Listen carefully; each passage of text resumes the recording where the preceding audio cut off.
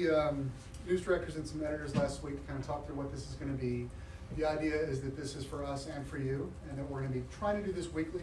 Next Tuesday, obviously, I think we're all going to be a little bit busy, so it's going to be semi-weekly, but the idea is we're going to do this on Tuesdays, usually around 10 or 11. Once we get, it's kind of in beta right now, so we're going to figure out what works best for everybody, but the goal is going to be Tuesdays around 10.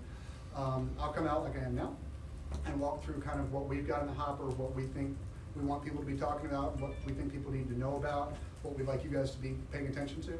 I'll touch on news of the day, depending on what that is. Day to day, that's going to change a lot, obviously. And then we'll take some questions.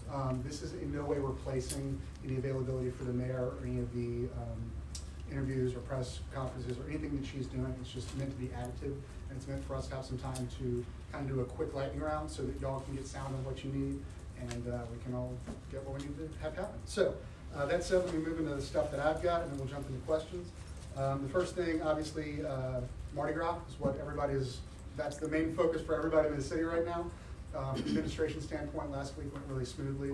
We're really grateful to everybody for being out there, having a good time, being safe, and following directives from our public safety personnel, meaning the standard stuff. Don't drive drunk, don't shoot your gun in the air, all that good stuff. But we had a really good weekend, and we're looking forward to another one. One note on that, we want to make sure that people know, specifically media, this is good for you guys, when and if there are changes to parade start times or anything related to that, please check in with the city to get confirmation on that. We had some confusion this weekend where there was a Facebook post that there was a delay to a parade. In fact, that parade was not delayed. Those decisions are ultimately not made by the crew captains, they're made by public safety officials. So it's going to be in the best interest of you guys and everybody else just to reach out to the city to make sure you get confirmation as to any changes that are happening. So that's the Mardi Gras stuff. Census. The mayor is going to be joining Governor John Bel Edwards later today. I think that's at 2 p.m. at the East New Orleans Library for a big kickoff of the census. As I think everybody knows, this is going to be our first real substantive count in almost 20 years. The last one 10 years ago, obviously the city was still recovering from Katrina. There are a lot of folks that were still displaced and coming back. So this is our first chance to really get a full and accurate count of everybody in New Orleans. The reason that's important is because substantial amounts of federal funding, federal dollars, and federal decision-making are tied to those census numbers. So it's critically important that everyone get engaged and everybody make every effort to get counted. You're going to be hearing a lot from the administration on that, from the governor's office, and hopefully from every elected official. But it's a priority. We want to make sure that everybody's engaged and informed on that. Next up, I want to let you know about Higgins Gate. We've got a cleanup happening out there in Algiers.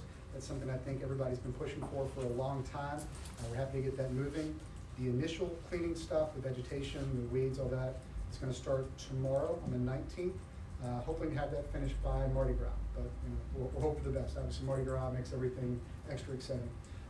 Full operation hazardous waste site removal will take place on the 26th, so on Ash Wednesday they're going to start that. Code enforcement's going to be out there on site every day to make sure that we've got continuous monitoring and daily cleanup of the site. Lastly, I'm pretty sure everybody's going to want to talk about safety and permits. So before we move into that, let me just go ahead and read through the statement that we released last night. Some outlets got it, some didn't. I want to make sure we're all starting on the same page. So as part of our ongoing investigation into the Department of Safety and Permits, we're evaluating potential discrepancies in the department's inspection records. The outcome of our departmental assessment will dictate the next steps, which may include discipline up to and including termination and or referral to law enforcement authorities. Moreover, the OIG has made it clear that concurrent investigations into criminal activity are occurring, and the city is fully cooperating with any and all ongoing investigations. So with that, we'll move into questions. All right. David Hammond, WWL.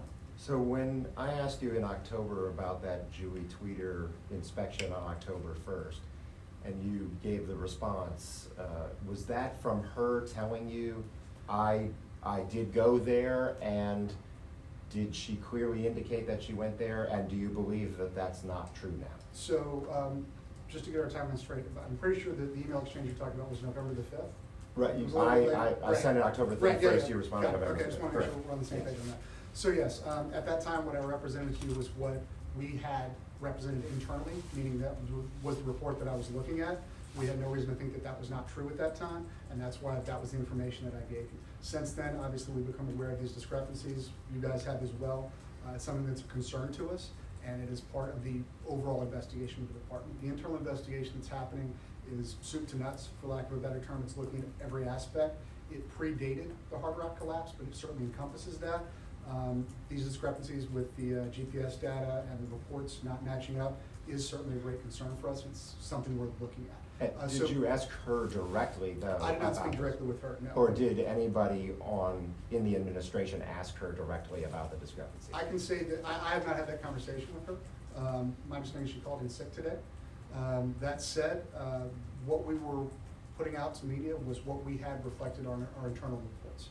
Since it's become clear that there's discrepancies there, obviously that is a concern. But it wasn't a matter of us ever, not giving you what we knew to be true at that time. But was there any checking to see if there was a possible other explanation, like parking several blocks away and In that walking? sense, I can only refer back to the investigation. It's an active and ongoing investigation. I'm not the guy that gets to run it. So I can just say that what they're looking into is certainly going to encompass that. You said Julie Tweeter is called out sick today, so is she still actively inspecting for the city of New Orleans? I know that right now we're looking at reassigning her.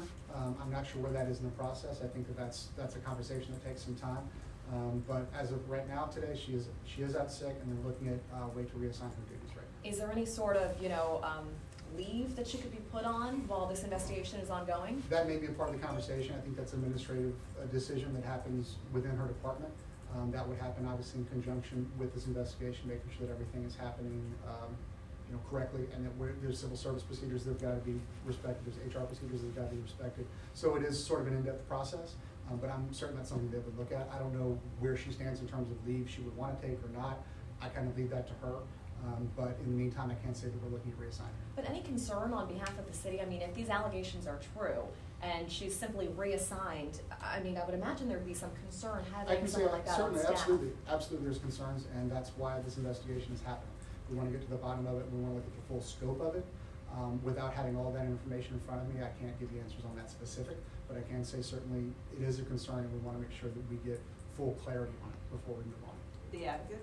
Do you think that the revelation that no car was present near the site at the time that this was supposedly inspected opens the city up to any sort of litigation from the families, from the victims, the businesses Right. who Right. lost revenue as a part of this? Can Yeah. you speak to that?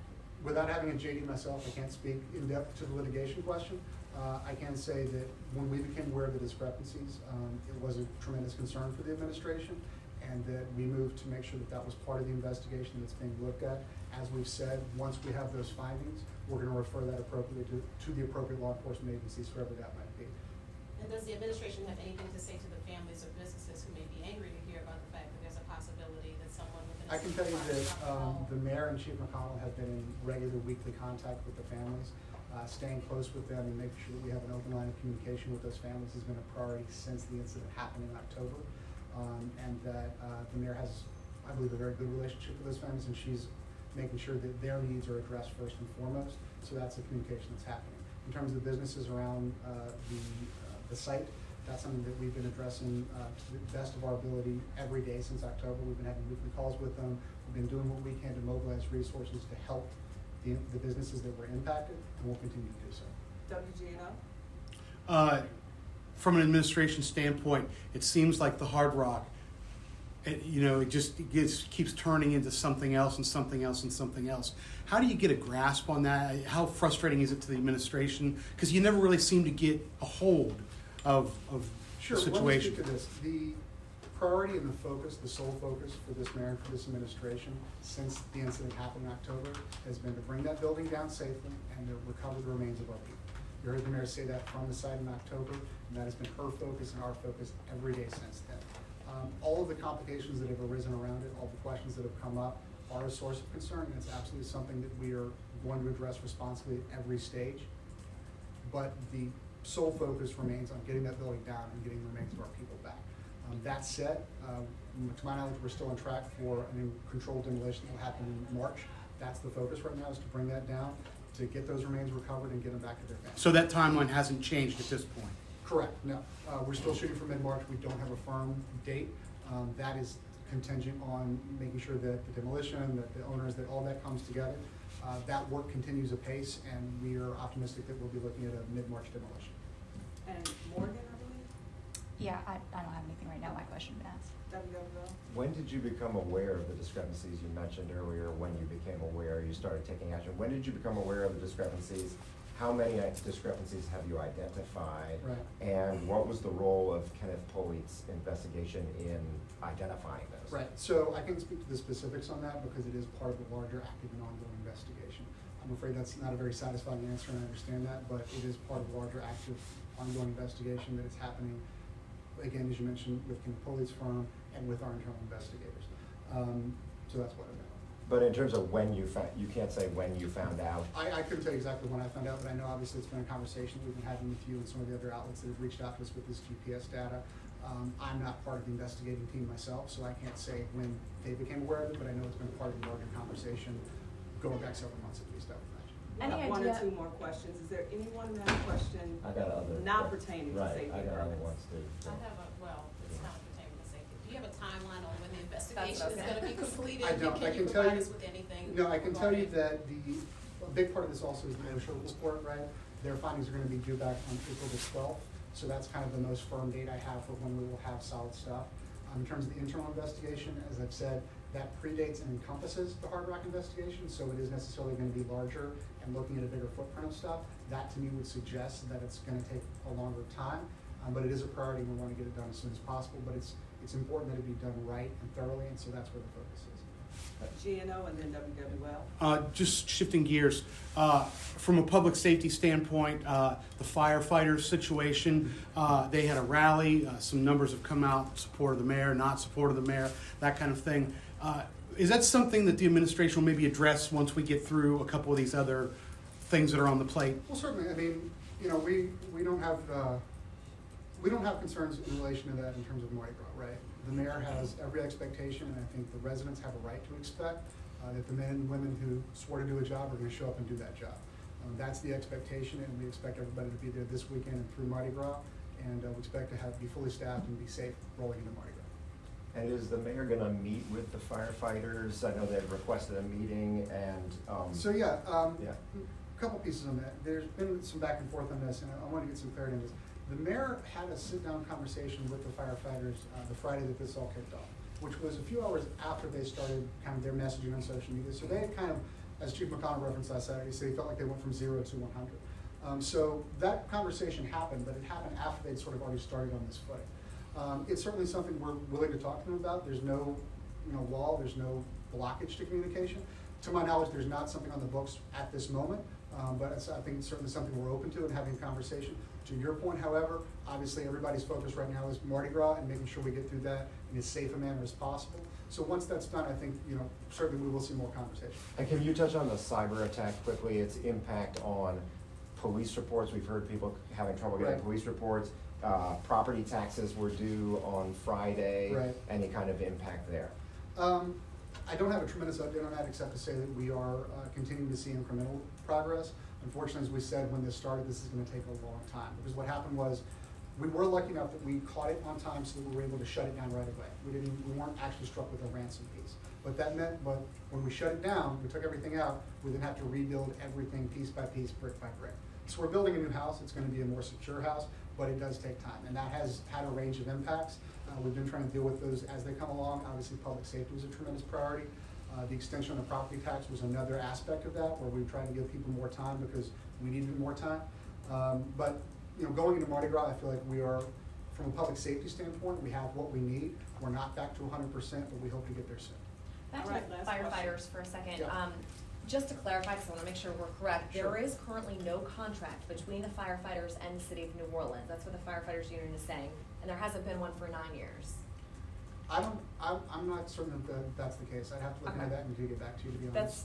That's what they're saying. I just wanted to make Okay. sure we're all on the same page. If you would, you can follow up with me on the time later, and I Okay, can. and last thing, back to the inspections just real quickly. Sure. So how many other buildings, is there concern that there are many other buildings in the city that need to be re-inspected because of potentially, Right. issues with inspectors? I refer back to the initial statement that that's part of a larger ongoing investigation, right? The size and the scope of this, we're working to determine that right now. Certainly those are valid concerns, and that's a concern that we share and that we want to get to the bottom of. Unfortunately, I don't have that answer right now because it is part of the larger thing we're trying to resolve. And do you have a reaction to the Ed Chervenak poll that shows that there's this sudden uptick in disapproval of the mayor? Well, I wouldn't characterize it quite that way. I characterize it as a poll that says that the mayor has majority support and the majority want to vote for re-election. But we're going to look at that different ways, obviously. I will say that, you know, a poll is useful as a snapshot for one specific moment in time. And in that sense, as poll, you know, it's not something we spend a lot of time thinking about or looking at. I will say that what we're looking at that as, I think it ticked down 4 points from like 57 2 years ago to 53 now. That's not something that really, you know, causes a lot of waves with us. Again, it's a snapshot. It's valid for what it is, but it doesn't really speak to a larger thing very well. Okay. Thanks a lot, everybody. Thank you. That was fun. Thank you. Thanks. That was good.